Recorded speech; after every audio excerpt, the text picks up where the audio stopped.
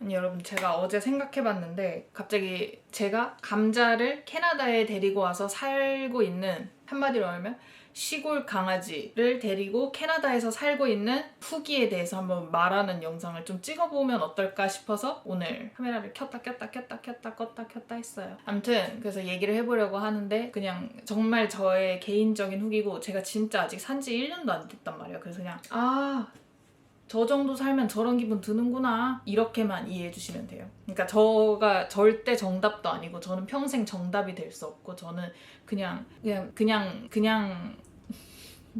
무슨 말인지 알겠죠? 암튼 그래서 한번 오늘 찍어보려고 합니다. 우선 간단하게 감자의 히스토리를 얘기를 하자면, 감자는 이름은 송감자, 이제 올해 곧 6살이 되고요. 종은 확실하게 몰라요. 그냥 진돗개 믹스 이렇게 추정만 하고 있고,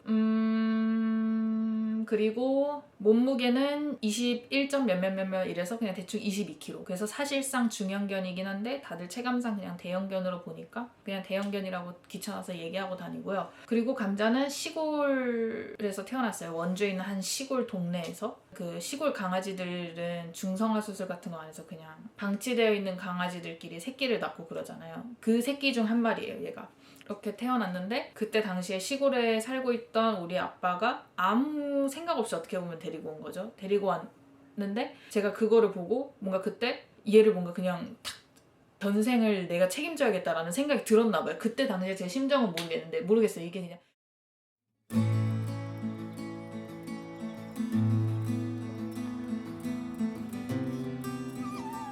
그 새끼 강아지가 귀여워서 그런 건지 아닌 건지 모르겠지만 그때 딱 책임을 지자라고 생각이 들어서 제가 책임을 이렇게 지게 됐습니다. 그런데 그 강아지를 아무래도 좀 옛날 사람들은 왜 그런 생각밖에 못하는지 모르겠지만, 저도 처음에는 문제의식을 못 느꼈지만 그 강아지들을 밖에서 묶어서 키우잖아요. 약간 집 지키기 무슨 지킴이 용으로. 그런데 제 강아지가 그렇게 산다고 생각하니까 그때부터 이제 문제의식을 느끼기 시작한 것 같아요. 우리나라 너무 여름에 너무 덥고 겨울에 너무 추운데 이러면서 최대한 그 강아지를 집안에 들여서 키워야겠다라고 생각을 했는데, 시골 그 당시에는 안 됐었고, 그래서 그 마당에 약간 좀 많이 돌아다닐 수 있게 이렇게 줄을 조성하고 그러긴 했는데, 하지만 언젠간 제가 얘를 집안에서 들여서 같이 살려면 제가 독립을 해야 된다는 걸 느꼈어요. 그래서 독립을 서울로 했고, 그때부터 같이 살아가지고 한 2, 3년 같이 감자랑 살다가 지금 이렇게 캐나다로 오게 되었습니다. 이게 바로 감자와 저의 히스토리예요.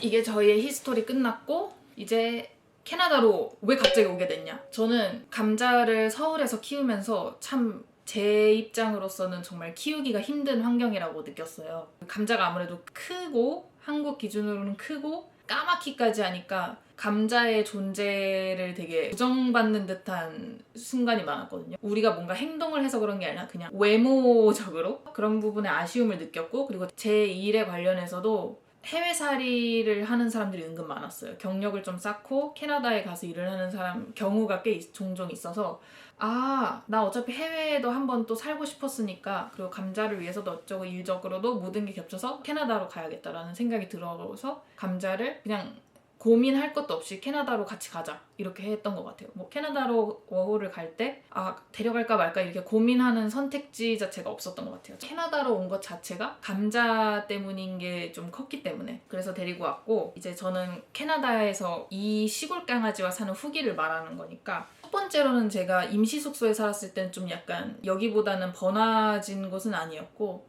원주 시내보다 사람이 좀 없는 정도? 원주 안 가보셨으면 상상을 못 하시겠지만, 지금 사는 곳은 저 딱 서울 동네만큼의 번화된 느낌. 제 서울 동네는 서울이라는 그 이름값에 비해서 그렇게 번화된 곳은 아니었거든요. 그래서 딱 그 밸런스가 맞는 것 같아요. 아무튼 그렇게 살아본 지금 거의 한 6개월 차의 후기. 장점.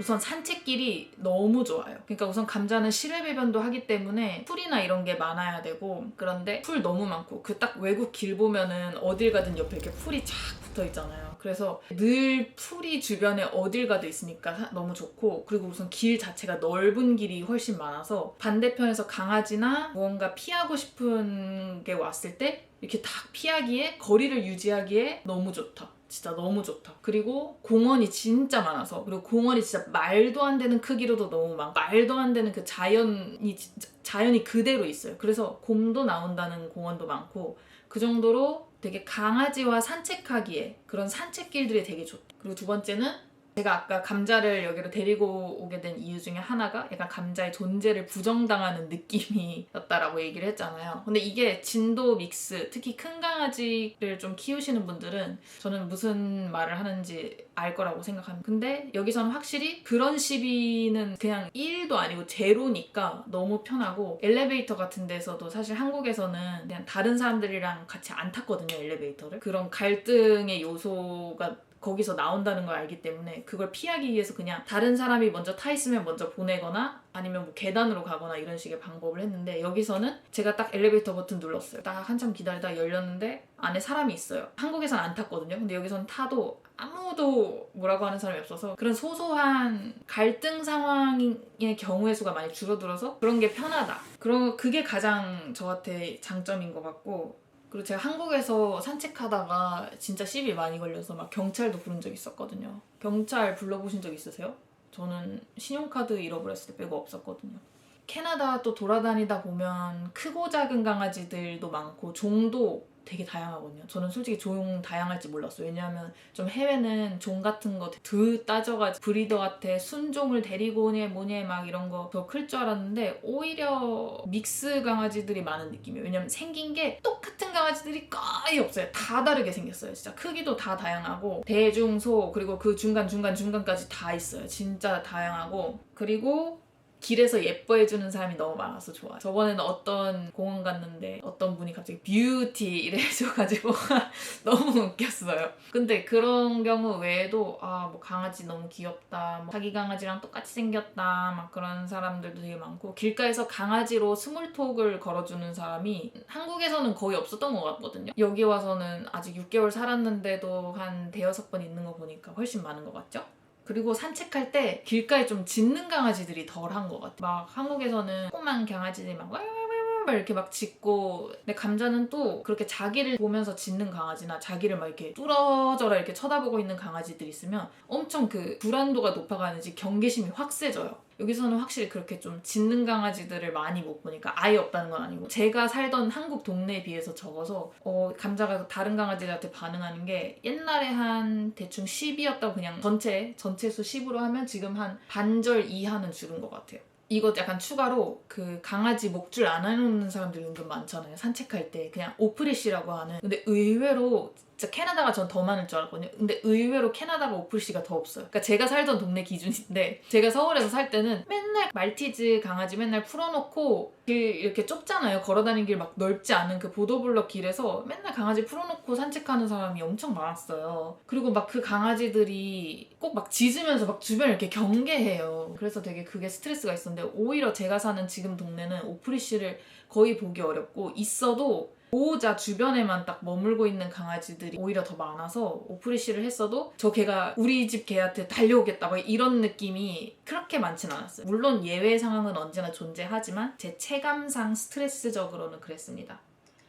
그리고 이것도 완전 의외. 길빵이 의외로 없어요. 근데 이거는 길빵이 아예 없는 게 아니라, 여기가 아까 말한 대로 길이 좀 넓다 했잖아요. 그래서 길빵이 좀 없다고 느낀 것 같아요. 그러니까 어딘가서 피우고 있는데 길이 넓으니까 그 연기가 저한테까지 오지 않아서 길빵이 없다고 느끼는 걸 수도 있고, 그리고 우선 사람 자체가 한국에 비해 훨씬 적으니까 이거는 그냥 거기서 느끼는 체감이 아닐까 싶어요. 그리고 제가 사는 이 밴쿠버 이쪽 동네는 오토바이가 많이 없어요. 그냥 길에도, 그러니까 그 도로에도 오토바이가 별로 없거든요. 가끔 그 한국에서는 확실히 배달 문화가 발달돼 있으니까 길에 오토바이 옆으로 쌩 하고 지나갈 때 되게 많았잖아요. 감자가 가끔 놀라가지고 긴장을 확 했던 적이 있었거든요. 근데 여기는 우선 오토바이 자체가 한국에 비해 많지 않고, 인도로 다니는 오토바이는 진짜 한 번도 못 봤거든요. 그래서 이게 좀 편하다, 깜짝 놀라고 그랬는데 그런 게 좀 없어서 편하다. 이제 단점도 참 명확해요. 우선 제가 사는 밴쿠버 기준으로 얘기하면 비가 너무 많이 와서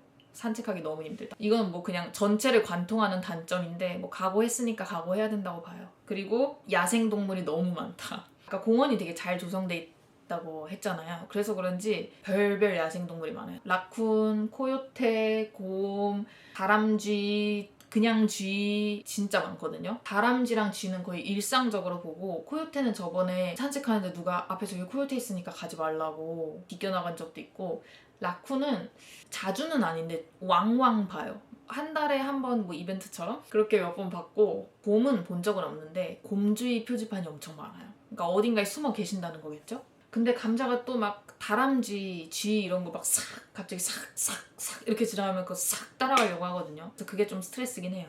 근데 제가 야생동물이라도 여기 삽니다. 그래서 인정합니다.